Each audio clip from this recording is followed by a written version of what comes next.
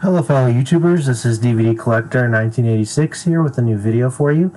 I said that I would do a review of the movie Jaws after visiting it on 4K.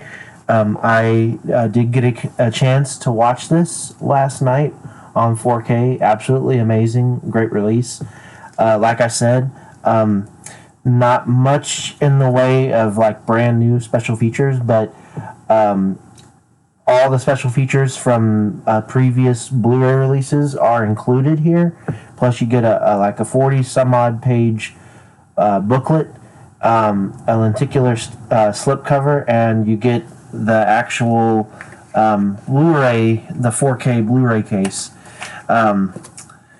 And you also get the movie on Blu-ray included in this as well. So, really good release. But let's get into the review.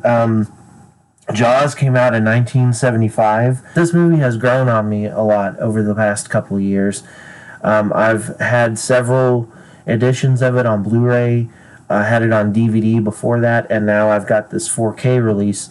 I must say they did a really good job restoring the movie. But you've got this killer shark that starts attacking people on Amity Island.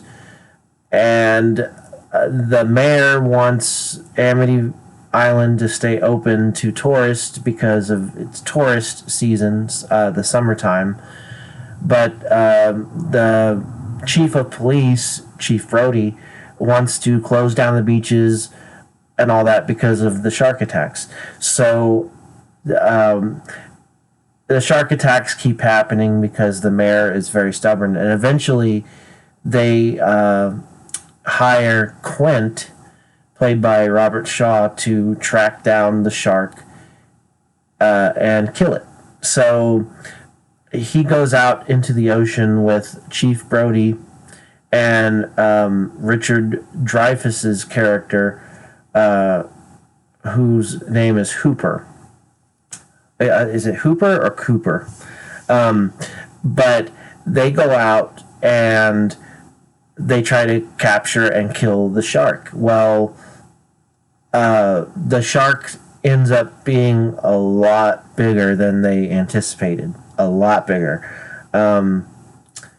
And that's why you get that line that everyone remembers from the movie. You're going to need a bigger boat. And one thing leads to another. And the finale of the movie takes place over like the last 40 minutes or so, and I guess I can spoil this movie a little bit because most people have seen it. Quint ends up getting eaten by the shark, and Chief Brody ends up taking out the shark with a oxygen tank that's in the shark's mouth. He blows the shark up. Leading up to the infamous demise of Quint's character, which that's an amazing scene.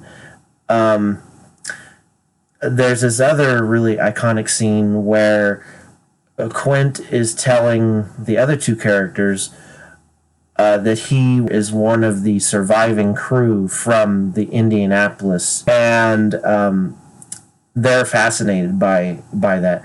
And so he tells the story of what happened to the crew of the Indianapolis, and when he's telling that story, the score that's played in that scene and just the way it's set up, it's very eerie. The interior of the boat is kind of dark and gloomy.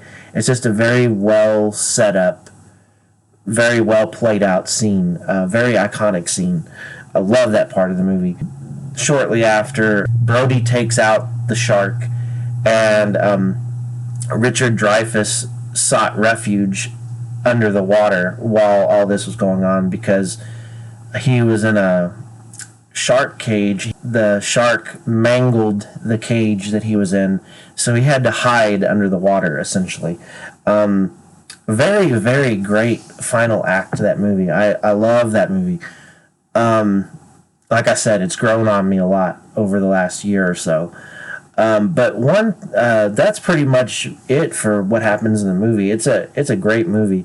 But I also wanted to take the time in this video to talk about just the movie in general. They originally they intended to show the shark a lot more. The prop shark that was built for the sequences in the movie that required the shark, they nicknamed that shark Bruce. And as legend has it, they filmed the ocean scenes actually in the water. So salt water would get into the shark Bruce, and it would malfunction. It wouldn't work. So call it a happy accident. They ended up having to show the shark a lot less in the movie, which I think worked to the movie's benefit. Sometimes less is more, and in this particular case, that couldn't be more true. And so when you do finally see the shark, it's like, whoa, that's totally awesome. And for this movie being 45 years old, that shark, he looks real. And the special effects, there was no, this is pre CGI. It was all done practical in camera, and it was very, very well done. And who can forget that theme, the Jaws theme. One of the most iconic pieces of music in cinema history. When you hear the Jaws theme, even if the movie's not on, if you just hear the music, you know it's from Jaws. The movie is a masterpiece. I highly recommend watching all the behind the scenes material that's included on the Blu-ray. And it's also on the 4K disc. They talk about how they made the movie, all the problems that they ran into. They went over budget. They went over schedule. Everything that could have gone wrong went wrong, and somehow they managed to finish the movie. And it's a great movie. It really is. But the really interesting thing is that when they were going back to do the Blu-ray, the regular Blu-ray, and the 4K home video release, they went into the vaults of Universal and they pulled out all the original camera negatives for the movie Jaws. And this movie is 45 years old. I mean, you can imagine how many times it's been watched. The print was in pretty bad shape. There were lines through certain scenes in the movie, scratches, nicks, burn marks. These old film prints, they get damaged over 45 years of wear and tear. They did something called a wet gate scan, where they ran it through this solution, this liquid that would remove the scratches and nicks and other imperfections in the film print.